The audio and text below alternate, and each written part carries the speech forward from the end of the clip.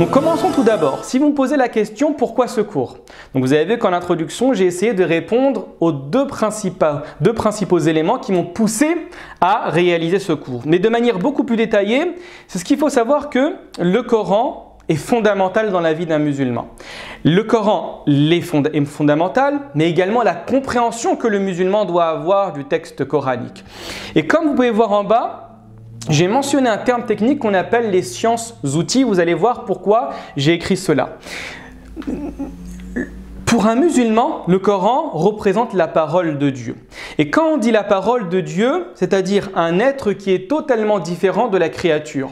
Vous connaissez certainement le verset du Coran où Dieu dit « Qul huwallahu ahad, Allahu samad ». En d'autres termes, et nul n'est égal à lui. Indirectement, ce verset signifie que rien ne peut lui ressembler. Tout est différent de lui. Également, Dieu dit dans la sourate Ash-Shu'ara, Laysa kamithlihi shay. Et absolument rien ne peut ressembler à Dieu. Donc, comme Dieu dans son essence, ce qu'on appelle en arabe Dhat al-Ilahiyya, l'essence divine, est totalement différente de ce que l'humain peut considérer, forcément, sa production, sa création, si je peux dire ça comme ça, et vous allez voir que le terme est polémique par la suite, mais en gros, le résultat de la parole divine, le Coran, va également être totalement différent avec ce que va créer, ce que va produire un être humain. Et c'est l'une des raisons pour laquelle, avant de nous intéresser à l'interprétation du texte religieux, vous êtes dans l'obligation, et dans l'obligation profonde et intime, de vous intéresser à ce qu'on appelle les sciences-outils. C'est-à-dire que dans l'islam, vous avez un nombre important de sciences différentes. D'accord? Vous avez par exemple le droit musulman, vous avez également l'aqida, ce qu'on appelle le dogme, la foi. Vous avez également l'interprétation du Coran, le tafsir, vous avez la langue arabe, vous avez également le hadith. Et toutes ces sciences mères, ces sciences principales, vont avoir des sciences-outils, c'est-à-dire des introductions fondamentales pour pouvoir comprendre convenablement cette science. Je vous donne un exemple. Vous avez dans le Coran, je prends le texte coranique et si je souhaite l'interpréter en faisant abstraction et table rase des sciences-outils concernant l'interprétation du Coran. Je lis le Coran et Dieu dit « Hurrimat alaykum al-maytatu wad-dam wa lahmul khinzir » par exemple. Dieu vous dit la consommation des cadavres, du sang et également de la chair de porc vous est interdite. Et si on prend ce texte-là et on l'applique dans sa littéralité, vous allez voir qu'on va rentrer dans notre pratique avec énormément de contradictions. Tous, parmi les présents et les personnes qui sont absentes, tout musulman sur terre va consommer des cadavres, sans s'en rendre compte. Tout musulman sur terre va consommer du sang. Tout musulman sur terre va même consommer, vous allez le voir tout à l'heure, ne soyez pas choqués, hein, va consommer également de la chair de porc. Il va la consommer sans se dire que c'est interdit, il va la consommer sans rien se dire. Je vous donne l'exemple du premier cas de figure. Dieu dans le Coran dit que al-maytatu est interdite, c'est-à-dire le cadavre. Tout le monde, parmi les présents, consomme du poisson. Le poisson est un cadavre. Pourquoi? Littéralement, le cadavre, al-mayta, c'est l'animal qui est décédé, qui meurt, qui perd sa vie sans l'intervention humaine. C'est-à-dire que le cadavre du poisson sort de l'eau, il n'arrive plus à respirer, il meurt. Vous avez le droit de le consommer. Par contre, la littéralité du texte vous l'interdit. Il y a un problème ici. Je prends également le cas du sang. Quand vous allez chez le boucher, vous demandez un steak, il y a du sang qui est présent sur la feuille. Il y a du sang qui est présent dans le sac. Vous le consommez sans aucun problème. Mais la littéralité du texte également l'interdit. Vous prenez la chair de porc. À l'unanimité des musulmans, même pas l'unanimité, ici je parle du consensus des musulmans, le considèrent comme interdit. Mais vous mangez des yaourts, vous mangez des bonbons. D'accord? Vous mangez des fois des gâteaux dans lesquels il y a de la gélatine. La gélatine, à l'unanimité, pas l'unanimité, la grande majorité de la gélatine est faite de porc, mais vous la consommez. Et les savants disent qu'il y a possibilité de consommer de la gélatine de porc. Pourquoi on fait abstraction de la littéralité du texte en mettant en avant des notions, des prescriptions qui sont à l'encontre de ce que le texte veut dire? Comment? Par l'étude approfondie de ce qu'on appelle les sciences-outils.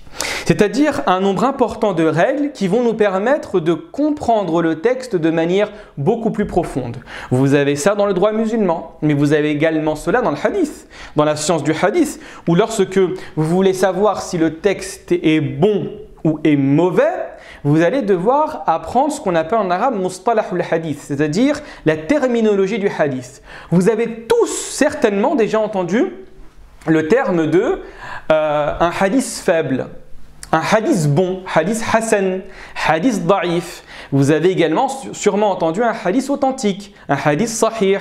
Vous avez sûrement également entendu le terme unanimement reconnu, muttafaqun alayh. Mais qu'est-ce que cela signifie? Quelles sont les implications de ces termes-là? Est-ce que le hadith da'if est à rejeter, ici je comprenais faible, est à rejeter dans toutes les disciplines de l'islam? Ou bien, certaines catégories, certaines disciplines de l'islam acceptent ce type de hadith. Le hadith mutawatir, à quoi cela fait référence? S'il y a contradiction entre un verset du Coran et un hadith, qu'est-ce que nous faisons? D'accord? Comment s'est déroulée la transmission du hadith? Donc en gros, en ayant en tête l'ensemble de ces questions-là, vous allez pouvoir par la suite mieux comprendre le hadith. Donc on a donné un exemple pour le droit, on a donné un exemple pour le hadith. On va donner également un exemple pour la langue arabe. Pour pouvoir parler convenablement en langue arabe, et vous savez, comme disait Omar ibn al-Khattab, apprenez la langue arabe car elle fait partie intégrante de la religion, bien évidemment. Sans la langue arabe, il est très difficile, voire quasi impossible, de se spécialiser dans les sciences religieuses. Pourquoi? Parce que toute la production, tout le savoir religieux a été fait à partir de la langue arabe. Et c'est à partir seulement de la langue arabe que l'on va comprendre les nuances, les subtilités et les beautés cachées du texte coranique et de la tradition prophétique. Donc ça, c'est important à saisir. Les sciences outils dans la langue arabe, vous avez ce qu'on appelle en arabe an-nahu, la grammaire, savoir ce qui est bon et savoir ce qui est mauvais. Vous avez également la morphologie, la construction, d'accord, des termes. Vous avez également le balagha, la rhétorique, etc. Et bien, dans le Coran, vous avez exactement la même chose, c'est ce qu'on appelle le ulum al-Qur'an, littéralement les sciences du Coran. Et donc, les sciences du Coran, ça va être quelques questions fondamentales que le musulman et celui qui désire apprendre le Coran, l'appliquer, le comprendre et le transmettre doit nécessairement respecter avant de donner un avis sur l'explication d'un verset coranique. Parmi ces questions-là, je vais vous en citer quelques-unes. Alors, je pense, wallah alam, qu'on aura le temps de traiter une grande partie de ces questions-là, mais pas toutes. Pourquoi? Parce que certaines questions vont prendre beaucoup plus de temps que d'autres. Parmi les questions qui vont être traitées dans Ulum al-Qur'an, et donc dans les sciences coraniques, il y a la question de la révélation. Comment le Coran a été révélé? Vous savez tous que le Coran a été révélé sur une plage, d'accord? Une plage chronologique de 23 années. C'est-à-dire que le prophète, alayhi salatu wassalam, depuis qu'il a reçu le verset « Iqra bismi rabbika alladhi khalaq » jusqu'au dernier verset qui a été révélé, ici je ne les mentionne pas parce qu'il y a divergence auprès des savants, d'accord? Il y a 23 années qui se sont écoulées. Mais malheureusement, la révélation du Coran ne s'est pas faite selon l'ordre que l'on connaît aujourd'hui. Donc forcément, il faut traiter cette question-là. Comment la révélation s'est réalisée? Est-ce qu'elle a été réalisée? Est-ce qu'elle s'est réalisée d'une manière unique ou d'une manière fragmentée? Toutes ces questions, Inch'Allah, on va les traiter. Également, comment faire la distinction entre deux grands types de versets dans le Coran? Vous avez ce qu'on appelle asbab an-nuzul, littéralement les causes de la révélation ou les circonstances de la révélation. Certains versets dans le Coran vont être révélés à cause d'incidents qui se sont réalisés pendant l'apostolat prophétique.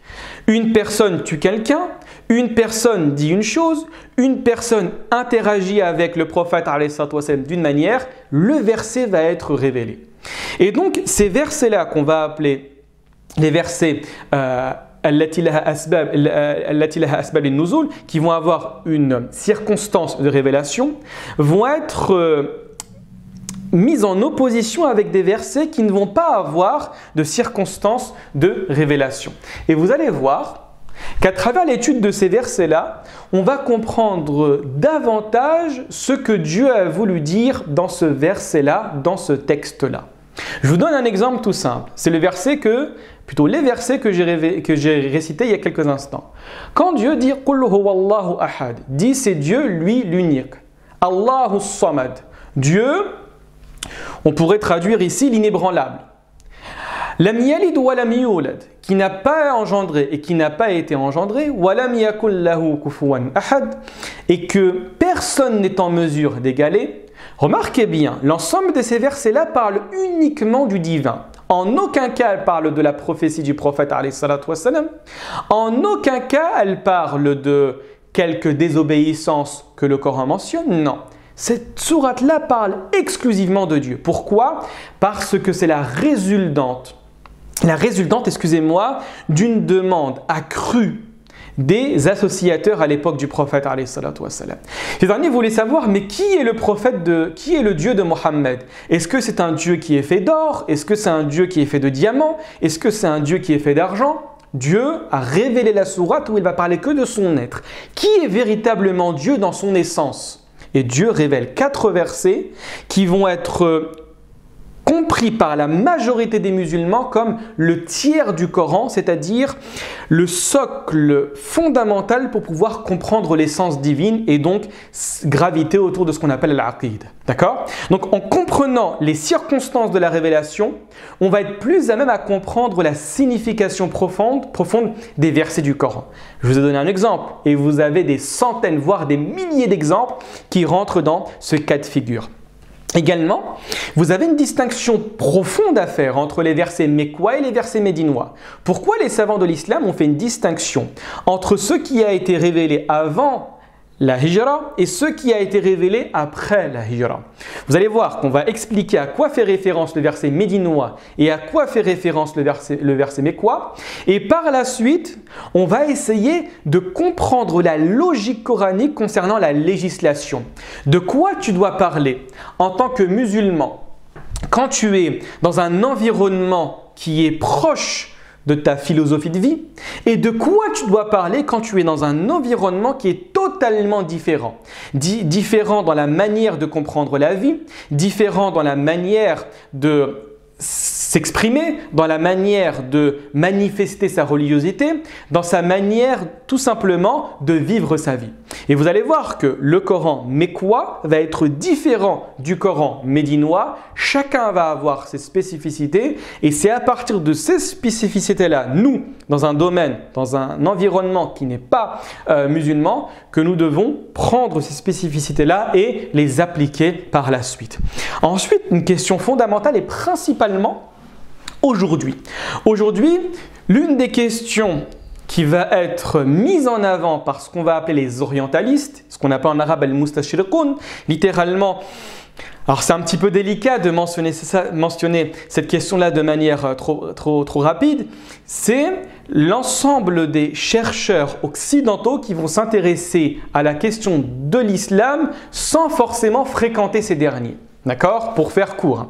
C'est-à-dire que ce seront des personnes spécialistes de certaines questions islamiques. D'accord? Je ne veux pas dire de toutes les questions islamiques, bien évidemment, mais d'un grand nombre de questions islamiques avec une conviction, pour une majorité d'entre eux profonde, de saboter l'islam. C'est-à-dire d'émettre en avant certaines ambiguïtés qui vont être distillées de par ici et là dans la communauté musulmane pour essayer d'ébranler la foi des musulmans. D'accord? Donc ça, c'est important à saisir. Et c'est la question de la préservation du Coran. Est-ce que le Coran, oui ou non, a été altéré? Est-ce qu'il a été modifié? Est-ce qu'il a subi des modifications? Et donc, par la suite, s'il a subi des modifications, vous allez voir ici, ça coule de source. Forcément, ce n'est pas un livre divin. Et si ce n'est pas un livre divin, bah forcément, toute la communauté musulmane se trompe. Pourquoi? Parce que Dieu n'est pas Dieu et Mohammed n'est pas prophète. Parce que Dieu ne peut se tromper. D'accord? Donc, la question de la préservation du Coran est fondamentale et centrale pour pouvoir avoir une cohérence, une confiance envers le texte que nous apprenons, envers le texte que nous méditons et envers le texte que nous présentons comme être celui qui est d'origine divine, qui n'a subi aucune modification, aucune altération et qui est le guide pour l'humanité jusqu'à l'avènement du jour du jugement. Question fondamentale qu'on va essayer de traiter, Inch'Allah ta'ala, à travers 2 points fondamentaux. Ensuite, c'est une question qui revient souvent, beaucoup de personnes ne saisissent pas, c'est la question de l'ordre du Coran et de sa recension. Ici, comprenez la manière dont le Coran a été compilé après la mort du prophète alayhi salatu wassalam, et également pourquoi la première sourate qui a été révélée est dans l'ordre coranique la 96e. Vous prenez la sourate Iqra bismi rabbikal ladhi khalaq, d'accord? Première sourate qui a été révélée, plutôt les premiers versets qui ont été révélés pour être beaucoup plus précis. Pourquoi cette sourate a été classée dans le Coran à la 96e place?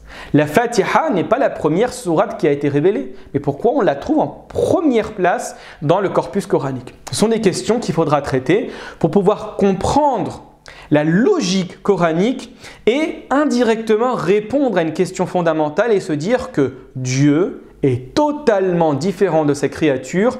Il va être différent dans la forme et il va être, si je peux m'exprimer comme ça, bien évidemment, comprenez-moi bien, et également dans tout ce qui va avoir, dans tout ce qui va faire avoir un lien avec lui. D'accord? Donc c'est une question fondamentale.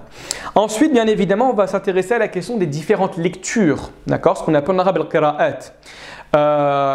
Pour beaucoup d'entre vous, je suppose, vous avez déjà entendu des variantes de lecture. Certains vont dire par exemple Alhamdulillahi Rabbil Alamin, Ar-Rahman Ar-Rahim, Maliki Yawmiddin. C'est la variante la plus connue, celle de Hafs. Et vous allez trouver celle de Warsh qui va dire Maliki Yawmiddin, sans prolongation. Pourquoi? Certains vont dire Ghayril Maghdubi alayhim, d'autres vont dire Ghayril Maghdubi alayhum. D'accord? Donc il y a des variantes de lecture. Certains vont dire Fatabayyanu, d'autres vont dire Fatathabbatu, également une variante de lecture.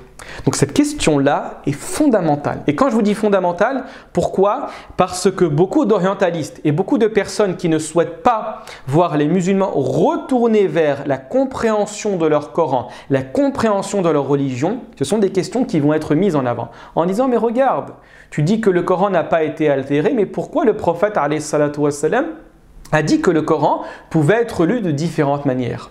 Si vous ne comprenez pas la logique à travers ce texte-là, la possibilité de lire le Coran de différentes manières. Tout d'abord, si vous ne comprenez pas qu'est-ce que le prophète alayhi salatu wassalam a dit, et également si vous ne comprenez pas quelle est la raison de la permission initiale de lire le texte de différentes manières, ça va être extrêmement problématique par la suite pour comprendre la multiplicité des lectures et leur permission originelle.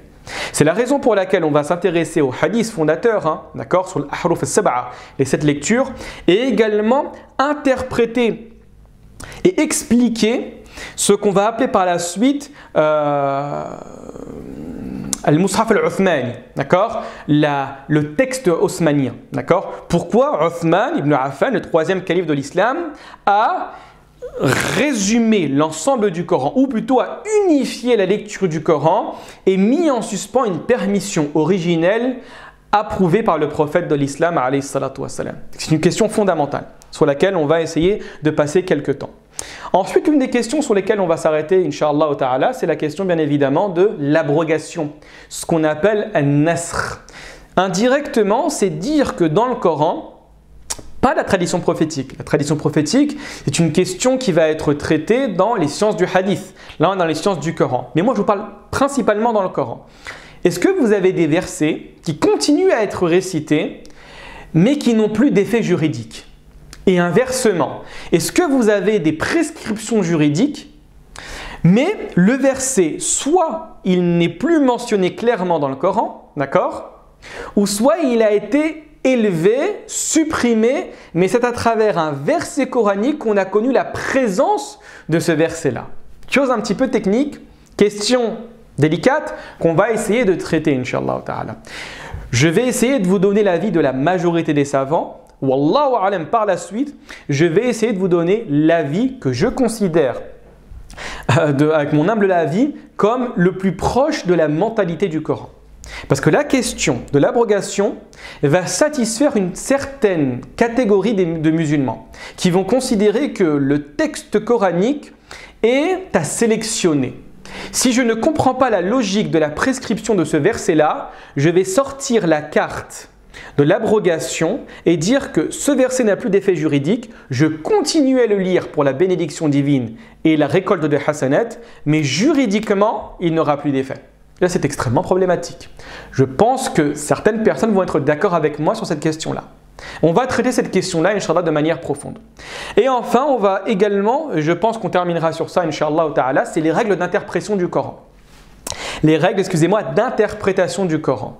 Est-ce que nous avons le droit, nous, en tant qu'occidentaux, en tant que francophones, en tant même qu'arabophones, de prendre le Coran et de l'expliquer à la lumière d'une idéologie, à la lumière d'une théorie, à la lumière également d'une vision qui est contradictoire avec l'esprit général du Coran?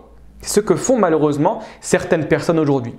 Au nom de leur attachement à la modernité, au nom de leur attachement à certaines idéologies modernistes, on va soumettre le texte coranique à une nouvelle vision, à une nouvelle lecture, en disant que le Coran doit forcément s'adapter. Je ne dis pas dans le domaine juridique, je dis dans le domaine plutôt philosophique. Il doit forcément s'adapter à cette vision-là. Pourquoi? Parce que cette vision-là est largement partagée aujourd'hui, et pour donner également une cohérence et un nouveau souffle au Coran, on va l'adapter d'une manière totalement biaisée. Et vous allez voir que les savants, dès les premiers temps de l'islam, ont mis en place des règles. Et faites attention, ce ne sont pas des règles qu'on va considérer comme trop anciennes, d'accord? Des règles arriérées, des règles qui feraient l'éloge du passéisme. Pas du tout. Ce sont des règles qui vont être extirpées du Coran pour pouvoir par la suite comprendre le texte religieux à travers ces règles coraniques. Laissez-moi vous donner un exemple. Parmi les textes, plutôt parmi les règles qui vont,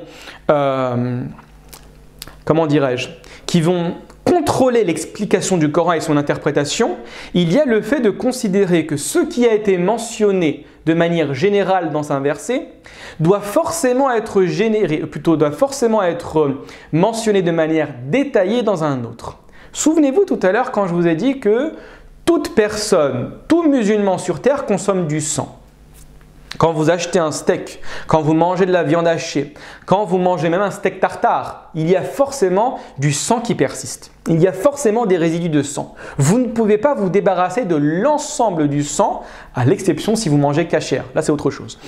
Mais de manière générale, si je prends ce verset-là où Dieu dit qu'il a interdit le sang ici, c'est un laf'am, c'est-à-dire un terme général. Et en arabe, la présence du terme qui va être introduit par l'article défini alif ou lam, le ou la en français, on dit en arabe yadullu ala al-istighraq, c'est-à-dire qu'il va mentionner toutes les catégories de sang.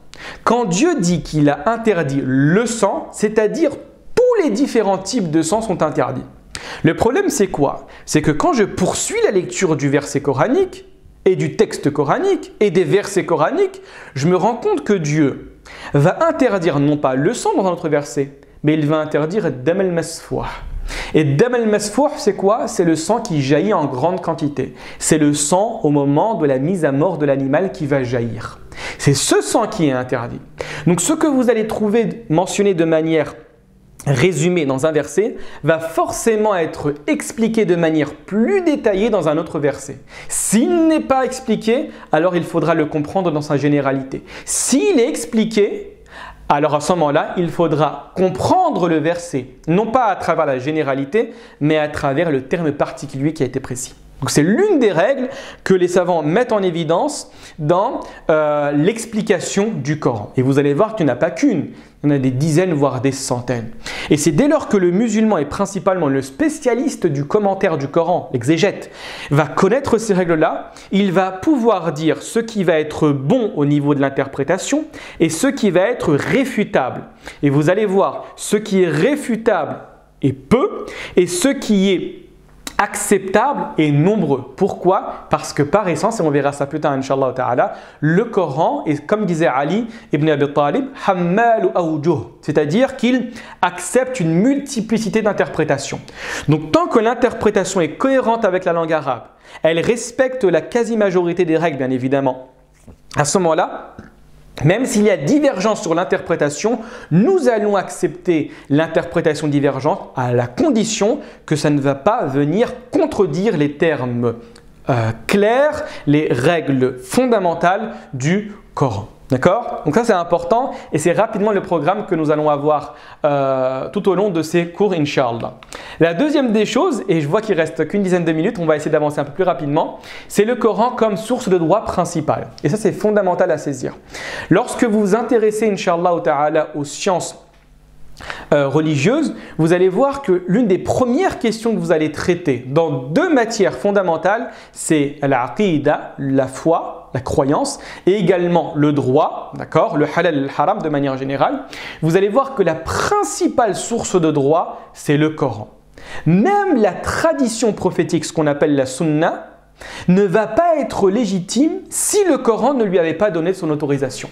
C'est à partir du verset coranique où Dieu demande, où Dieu impose l'obéissance au prophète qu'on a déduit la légitimité de considérer la tradition prophétique comme source de droit. Et donc cela va rentrer dans le droit, mais également dans le credo. D'accord? Donc le Coran est la base de la guidée du musulman dans cette terre-là. S'il ne comprend pas le Coran, forcément sa pratique sera bancale. S'il n'a pas un lien régulier avec le Coran, forcément la compréhension de sa religion va être mauvaise. Et qui dit compréhension mauvaise dans un environnement qui t'appelle constamment au refus du divin, forcément, il y a un moment où un choix va s'opérer. Le choix de l'acceptation de l'islam, mais sans aucune raison, ou le choix d'un divorce résolu avec l'islam, c'est ce qu'on appelle l'apostasie. Que Dieu nous en préserve. D'accord? Donc la question du Coran en tant que source de droit principale est fondamentale pour avoir un lien fort avec le Coran. Et comme j'ai dit, dans le domaine du credo, ici comprenez dans le domaine de la foi et également dans le domaine du droit, dans le domaine du halal et du haram. La troisième des choses, et ça malheureusement on n'aura pas le temps de trop le développer, c'est la question de répondre à des défis contemporains de manière coranique. Et quand je dis de manière coranique, il faut être très précis sur le terme que j'utilise. On a tendance à écouter, on a tendance à dire et répéter que la solution est le fait de revenir au Coran. Dans les faits, c'est vrai, hein. C'est vrai à 100%. Mais le problème, c'est que cette phrase-là, cet axiome-là, vous devez le comprendre de manière beaucoup plus profonde que cela. Ce n'est pas en lisant le Coran que vous allez faire sortir votre communauté d'une situation non louable, blâmable, vers la communauté qui va être le guide de l'humanité. Ce n'est pas du tout en lisant le Coran. D'accord? C'est-à-dire, ce n'est pas simplement en lisant le Coran, en refusant son interprétation, en refusant sa compréhension et également son application. Regardez bien qu'est-ce que Dieu dit.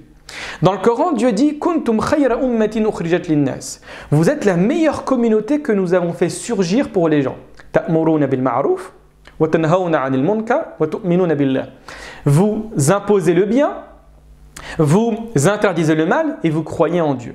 Et on a l'impression que cette étiquette, que ce verset-là est une étiquette pour le musulman en considérant que quoi qu'il fasse, il sera toujours considéré auprès de Dieu comme quelqu'un de louable. Et c'est totalement faux. Hein. C'est totalement faux. Ce verset-là ne doit pas être compris de cette manière-là. Et c'est un avis majoritaire pour information chez les commentateurs du Coran. Ils vous disent que ce n'est pas un khabar ici, ce n'est pas une information qui a été donnée par Dieu. C'est une demande, c'est une imposition, c'est un ordre, un impératif. Dieu dit quoi? Il dit que pour être la meilleure communauté que nous avons fait surgir pour les gens, vous devez respecter 3 critères. Ordonner le bien, interdire le mal et croire en Dieu. Mais comment définir le bien et définir le mal si nous nous sommes écartés du Coran?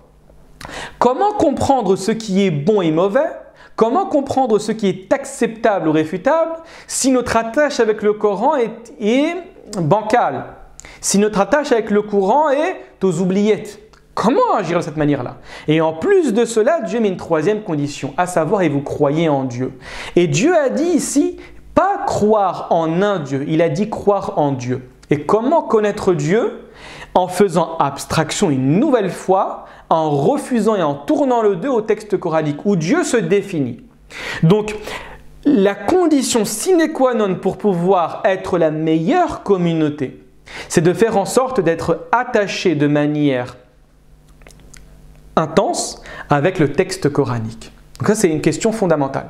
Et également, quand je dis réponse aux défis contemporains, saisissez-moi bien sur cette question-là. Le Coran, c'est un livre qui dit tout. Mais quand on vous dit que c'est un livre qui dit tout, ce n'est pas un livre qui dit tout sur tout. C'est un livre qui va dire tout sur les domaines où le musulman a besoin d'une révélation pour pouvoir les comprendre. Le Coran va absolument tout dire dans le domaine de la théologie, dans son domaine premier, à savoir ce qu'on appelle al-istikhlaf, la gérance de la terre, sur les questions qui sont liées à l'ambiguïté, à des ambiguïtés théologiques, à des ambiguïtés philosophiques. Le Coran ne va pas vous donner les secrets de la terre. Le Coran ne va pas vous donner ce dont vous avez besoin alors que vous avez la capacité humaine et intellectuelle de le trouver. Je vous donne un exemple pour pouvoir bien comprendre mon propos. Un jour, je parlais avec une personne qui avait quelques questions sur la religion, qui était musulman, mais je sentais une certaine faiblesse dans sa foi. Et il me disait, mais je ne comprends pas, dans le Coran, Dieu ne parle pas des États-Unis. Je dis, mais il est où le rapport? Le Coran, c'est un livre de géographie. Le Coran, c'est un livre d'histoire. Le Coran, ce n'est pas ça. Le Coran, dans les versets, dans les peu de versets qu'il nous donne, les 6236 versets, d'accord, qui nous ont été révélés, ne va pas parler des éléments où l'être humain peut trouver de manière autonome. Non, le Coran, comme Dieu dans le Coran dit « Tibyan li-kulli shay », c'est une source explicite sur toutes les choses.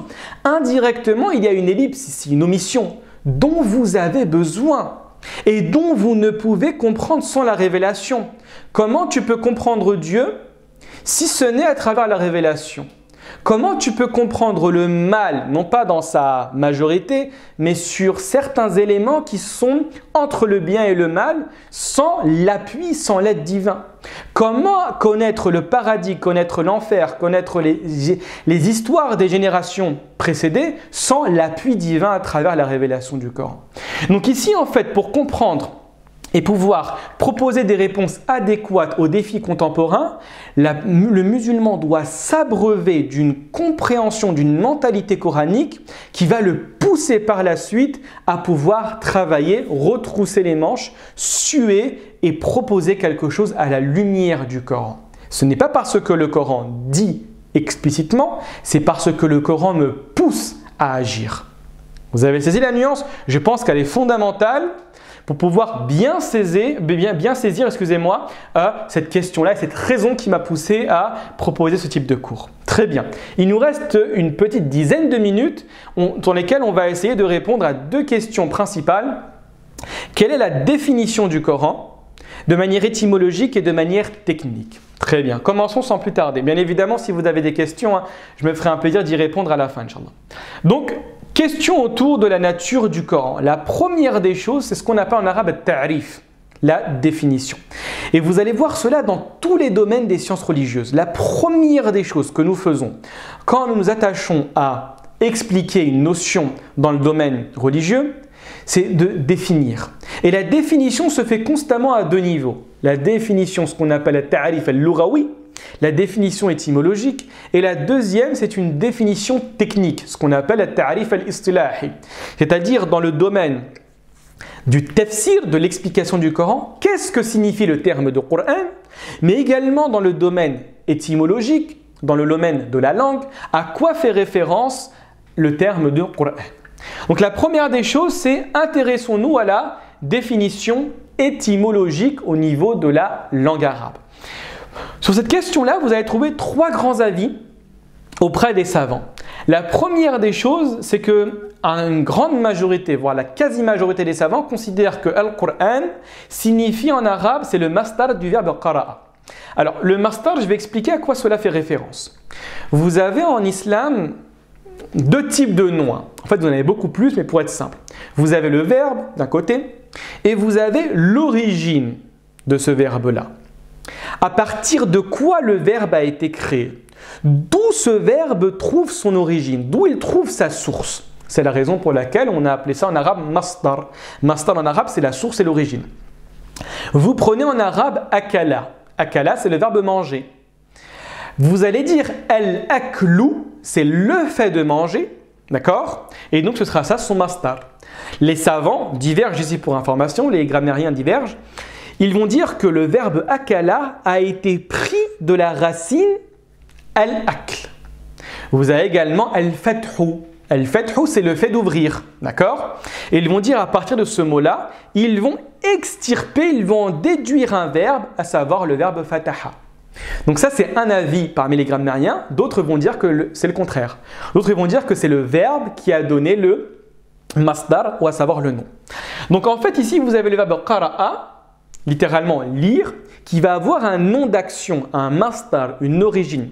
Cette origine, c'est quoi? Ce sera al-Qur'an. Et al-Qur'an, qu'est-ce qu'il signifie intrinsèquement? C'est le livre qui est lu. Littéralement, al-kitab al-maqru. Littéralement, al-Qur'an, c'est ce qui est lu, ce qui est en face de toi. Donc ça, c'est le premier avis chez les savants. Le deuxième avis, c'est l'avis qui va être adopté par l'imam Shafi'i, que vous connaissez sûrement tous. L'imam Shafi'i est un être exceptionnel. Il est mort approximativement à 54 ans. L'élève de l'imam Malik, parmi ses spécialités, le droit musulman, également la langue arabe. Mais ce qui est le plus fort dans tout ça, excusez-moi, c'est le fait qu'il soit considéré comme le fondateur de l'une des sciences les plus importantes de l'islam, à savoir usul al-fiqh. Vous vous souvenez tout à l'heure quand je vous avais dit que toutes les sciences de l'islam, les sciences mères, ont des sciences outils. Eh bien, c'est lui qui a inventé la science outil du droit musulman, les fondements du droit musulman, avec son livre Risala. Alors quand je vous dis qu'il l'a inventé, c'est pas trop vrai, d'accord? On va dire que c'est lui qui a écrit le premier livre qui a géré cette science-là, d'accord? Qui a fait en sorte de connaître comment nous devons traiter le droit dans l'islam, d'accord? Et en plus de cela, comme je vous ai dit, l'imam Shafi'i était un grand poète, un grand linguiste. Parmi ses élèves, vous avez l'Asma'i. L'Asma'i, l'une des figures emblématiques de la langue arabe. Et il est considéré également, l'imam Shafi'i, comme la dernière hujja dans la langue arabe. Al-hujja signifie tout simplement le fait d'être considéré comme une référence, une autorité dans un domaine déterminé.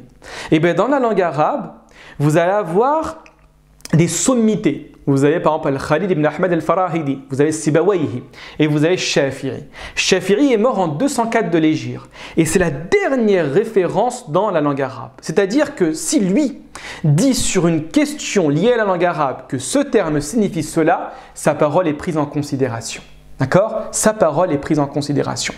Et donc pour l'imam Shafi'i, le terme de Qur'an est un terme non dérivé, ce qu'on appelle en arabe un terme jamid. Vous avez en arabe deux types de termes. C'est un petit peu rapide, je sais, mais si vous avez des questions, n'hésitez pas à me les poser par la suite. Mushtaq, dérivé, c'est-à-dire qu'il va trouver son origine dans une autre source. Et vous avez un terme jamid. Jamid, ici, comprenez, un terme qui n'a pas de source, qui va être produit de cette manière-là sans qu'il ait de dérivation. Comme une grande majorité de savants prétend que le terme Allah n'a pas de dérivé. Une autre majorité de savants également considère que Allah a un dérivé. Donc pour lui, il vous dit que le terme de Qur'an est un nom non dérivé, un terme non dérivé, est l'exemple du mot At-Tawrat ou Al-Injil. D'accord? Et pour lui, il ne lisait pas Al-Qur'an, il disait Al-Qur'an. Al-Qur'an, à l'image de la lecture d'Ibn Kathir al-Makki. D'accord? Ça, on le verra plus tard dans les différentes variantes de lecture. Et vous avez une troisième parole qu'on va évoquer rapidement. C'est un terme qui signifie le rassemblement et la réunion. Et là, ça va être pris de la racine arabe qarana, qarana yaqrinu, pour dire lié. Pourquoi? Pour la simple raison que c'est un livre qui unit les sourates et les versets. D'accord? Donc ça, c'est les trois grands avis sur la définition linguistique du terme Al-Qur'an. Au niveau de la définition technique, et donc là, précisément, quand vous allez entendre le terme de Coran, vous devez nécessairement mentionner toutes les conditions, toutes les notions qui vont être en face de vous. Si une notion, si un élément venait à manquer, excusez-moi, alors là, forcément, on va considérer que ce qui est en face de vous n'est pas un Coran. Regardez bien. Je vais vous le dire en arabe. C'est Wa ismun al-kitab al-arabi al-munzali ala Muhammadin wal-maktoub fil masahif al-mubtada bil-basmala fi surat al-Fatiha al-mukhtatam bi surat an-Nas. En français, cela nous donne, c'est le nom du livre en langue arabe révélé à Muhammad alayhi salatu wassalam et écrit dans les exemplaires du Coran. Il débute avec la basmala, bismillahir rahmanir rahim, puis la sourate Al-Fatiha et se termine avec sourate An-Nas. Donc regardez bien, la première des choses que nous avons dit, c'est que c'est un nom d'un livre en langue arabe. Donc la traduction du Coran n'est pas considérée comme un Coran. Si ce n'est pas écrit en langue arabe, ce n'est pas considéré comme du Coran. C'est une traduction du texte. Donc les personnes qui se posent la question « je n'ai pas mes grandes ablutions » ou « je suis indisposé » ou « je n'ai pas mes petites ablutions » et je souhaite lire le Coran en français, est-ce que c'est autorisé ou c'est interdit? Eh bien, en se basant sur cette définition, nous allons leur dire que c'est autorisé. Pourquoi? Parce que ce que tu possèdes entre tes mains n'est pas le Coran. C'est une traduction du Coran. Et ce n'est en aucun cas un texte coranique. Également, révéler. Excuse-moi. Oui, dis-moi. Excuse-moi, mais il y a des Corans maintenant, il y a en arabe, en phonétique et en français. Est-ce que c'est pareil aussi? Alors effectivement, ça c'est une question qui est problématique. Quand je dis problématique, c'est dans le domaine juridique, c'est-à-dire qui est soumise à la divergence. Alors tout d'abord, je mets de côté les femmes indisposées. Les femmes indisposées, vous avez deux avis qui vous autorisent à la femme qui n'a pas ce qui est à ses règles et qui donc n'a pas ses grandes ablutions, de pouvoir toucher le Coran. D'accord? Même si elle est indisposée, elle peut le toucher. C'est un avis que l'on retrouve chez l'Islam Taymiya et également chez l'école malékite. D'accord? Ensuite, on va regarder, est-ce qu'il y a plus de versets coraniques en français ou il y a plus en arabe? Et c'est en fonction de cela qu'on va décréter. Mais sincèrement, s'il y a les versets du Coran en arabe, le meilleur c'est d'avoir les grandes ablutions. D'accord? Vraiment éviter de toucher le texte coranique sans avoir les grandes ablutions. D'accord? Après, il y a divergence sur le fait d'avoir les petites ablutions ou de ne pas les avoir. Personnellement, à titre personnel, je considère que ce n'est pas une condition obligatoire, d'accord, d'avoir les petites ablutions pour toucher le Coran, même en intégrité en langue arabe. Mais les grandes ablutions, c'est nécessaire. D'accord? Je termine rapidement. Donc là, vous voyez que c'est le nom du livre en langue arabe révélé au prophète de l'islam, révélé à Muhammad alayhi salatu wassalam. En dehors, bien évidemment, et ça on verra plus tard, en dehors des hadiths. Les hadiths ne rentrent bien évidemment pas, même les hadiths divins, ce qu'on appelle le hadith al-Qudusi, ne rentrent bien évidemment pas dans le Coran. Et comme vous pouvez voir, il débute avec la basmala, avec Bismillahir Rahmanir Rahim. Ensuite, on trouvera Surat Al-Fatiha, Alhamdulillahi Rabbil Alamin, et les savants ont mis quelque chose en plus, en disant qu'il doit se terminer avec Surat An-Nas. Pourquoi? Suite à une divergence et une parole qui a été attribuée à Ibn Abbas, en disant que les deux dernières sourates du Coran, Qul a'udhu bi rabbil falaq, Qul a'udhu bi rabbin nas, ne font pas partie du Coran. Et vous allez voir que cette parole qui a été attribuée à Ibn Abbas n'est pas à prendre à considération. Bien évidemment, les deux dernières sourates du Coran font partie du Coran. Très bien, quelques éléments bons à savoir avant de se quitter. D'accord? La première des choses, regardez bien, c'est le fait de considérer que le Coran que nous connaissons aujourd'hui est similaire à celui dans la tablette gardée, ce qu'on appelle en arabe al-lawh al-mahfouz. Vous avez al-lawh al-mahfouz, alors c'est important de rester bien concentré avec moi pour saisir à quoi tout cela fait référence. La tablette gardée, comme Dieu dit dans le Coran dans la sourate 85, mais c'est plutôt un Coran glorifié, préservé sur une tablette auprès de Dieu. Et donc la tablette auprès de Dieu, ça va être l'ensemble de ce que Dieu a créé, l'ensemble des informations qui émanent de Dieu, qui vont être préservées sur une tablette. Ici, c'est une image. Comprenez bien que c'est une image. D'accord? Certains savants considèrent que c'est le savoir de Dieu. D'accord? Et on va voir tout à l'heure avec une certaine divergence que je vais évoquer. D'accord? Donc, le Coran que nous avons entre nos mains, celui que nous touchons, celui que nous récitons, au mot est similaire à celui qui est présent dans la tablette gardée ou bien al-lawh al-mahfouz. C'est également le même qui est dans le kitab al-maknoun. D'accord? Al-Kitab al-Maknoun, c'est le livre bien gardé. Et là, les savants divergent. À quoi fait référence Al-Kitab al-Maknoun? Tout d'abord, laissez-moi vous lire les versets du Coran. Et c'est certainement un Coran noble. Dans un livre bien gardé, la yamassuhu ila al-mutahharun, dans la sourate numéro 56. Donc également, vous avez ici le fait que Dieu ait mentionné la tablette le livre bien gardé. Et vous avez le troisième cas, ce que nous connaissons également est similaire à dans ce qui est dans les feuilles honorées à Suhuful Mukarrama.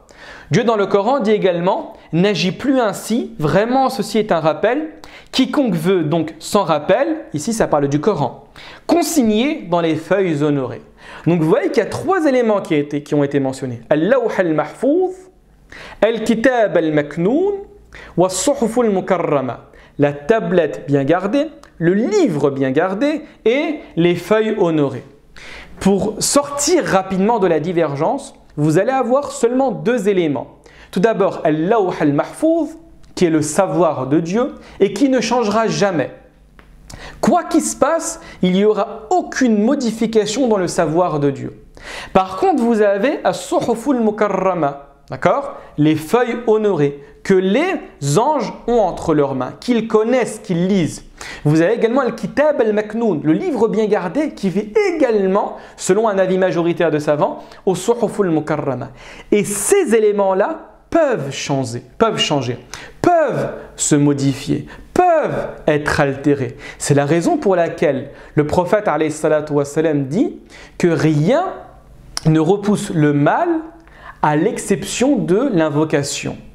Également, le prophète alayhi salatu wassalam, dans le sens du hadith, dit que le fait de bien traiter ses parents donne un avantage, donne une prolongation dans l'âge. Alors qu'initialement, tout a été décrété. Donc on voit qu'il y a une altération qui se crée, une modification qui se réalise.